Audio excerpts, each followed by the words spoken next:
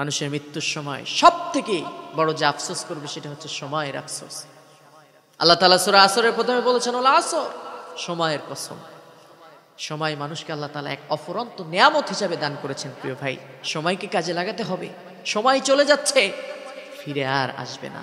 মৃত্যুর সময় যখন মানুষের মাথার কাছে মালাকুল মউত হাজির হবে, হানা দিবে, মানুষ বলবে রব্বি লাউলা আখারতানি ইলা আজালিন করিব ফাসাদদাকা ওয়া আকুম মিনাস সালিহিন। হে আমার রব, হে আমার মালিক, একটু সময় আমাকে দাও, একটাবার সুযোগ দাও।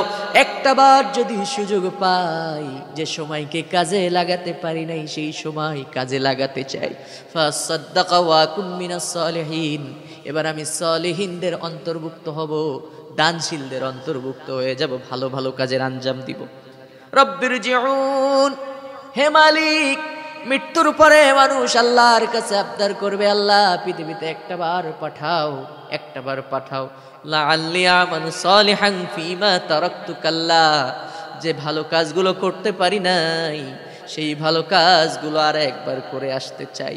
যে কাজগুলো করা হয় নাই তোমার দ্বীনের জন্য, ইসলামের জন্য, সেই কাজগুলো করে আসতে চাই।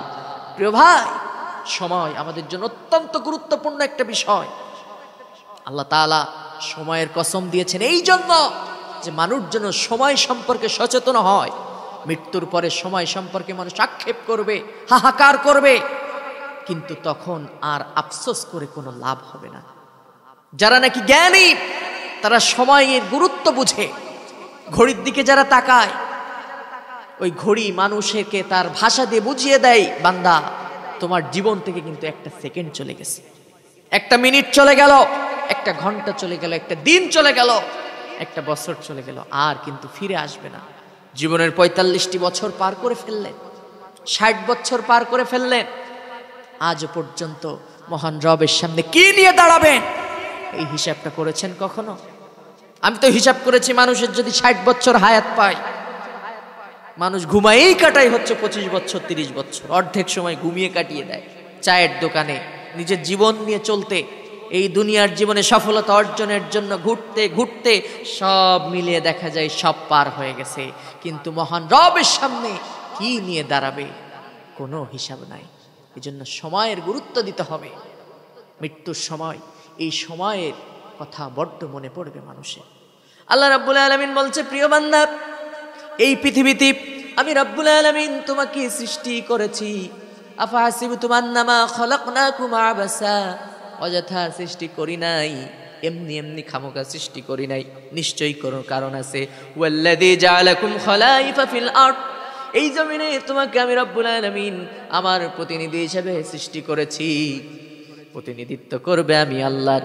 এই পৃথিবীতে মানুষ হয়ে মানুষের প্রতিনিধিত্ব করার জন্য আমি মানুষকে সৃষ্টি করি নাই, কেবলমাত্র শুধুমাত্র আমি আল্লাহর তারা প্রতিনিধিত্ব করবে। সুবহানাল্লাহ। আল্লাহ সময় দান করেছেন এবং আল্লাহ তাআলা বড় আশা করে এই পৃথিবীতে মানুষকে খলিফা হিসেবে প্রেরণ করেছে। এই সময়কে কাজে লাগাবে, তারা আল্লাহর দ্বীনের জন্য, ইসলামের জন্য কাজ করবে, পরকালীন জীবনকে তারা গোছাবে, পরকালের আখের গোছাবে। এই জন্য আল্লাহ তাআলা মানুষকে সময় দান করেছেন। রাসূল করিম সাল্লাল্লাহু আলাইহি ওয়াসাল্লাম বলেছেন, তার থেকে নির্বোধ আর কেউ হতে পারে না যেই ব্যক্তি সময়ের মূল্য দিতে জানে না। তার থেকে নির্বোধ আর কেউ হতে পারে না যে এই সময়ের অপব্যবহার করে। যারা নাকি এই সময়ের অপচয় করে এই পৃথিবীর জীবনকে ক্রয় করে নেয় এবং পরকালকে আল্লাহর কাছে বিক্রি করে দেয়, পরকালকের বিনিময়ে পৃথিবীকে ক্রয় করে নেয়, তাদের থেকে দুর্ভাগা আর কেউ হতে পারে না। বরং তারাই হচ্ছে বুদ্ধিমান, যারা এই পৃথিবীর, এই দুনিয়ার ভোগ বিলাসিতার বিনিময়ে পরকালকে আল্লাহর কাছ থেকে কিনে নেয়, তারাই হচ্ছে সব থেকে বড় বুদ্ধিমান। আমাদের জীবন থেকে এই সময় নামক নিয়ামত চলে যাচ্ছে প্রিয় ভাই। সূরা আসরের ভিতরে আল্লাহ কি বলেছেন? ওয়াল আসর, সময়ের কসম। এটা হচ্ছে আসরের সময়ের কসমের কথা বলা হয়েছে। আসরের সময় বলতে বোঝানো হয়েছে এটাই,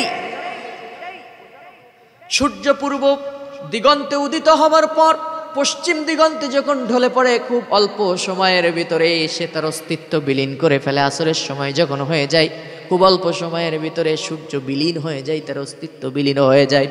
আল্লাহ রাব্বুল আলামিন বলছেন, মানুষের জীবন নামক সূর্যটা যেদিন উদিত হয়েছে, আসরের সময় যেমন সূর্যটা খুব বেশি সময় নেয় না, অল্প সময়ের ভিতরে তার অস্তিত্ব বিলীন হয়ে যায়, ঠিক তেমনি ভাবে আমি এই জীবন নামক সূর্যটা মানুষের ভিতরে উদিত করে দিয়েছি খুব অল্প সময়ের ভিতরে। কখন যে এই জীবন নামক সূর্যটা তার বডি থেকে চিরদিনের জন্য হারিয়ে যাবে, তার অস্তিত্ব বিলীন হয়ে যাবে, সে আদৌ কল্পনা করতে পারে না।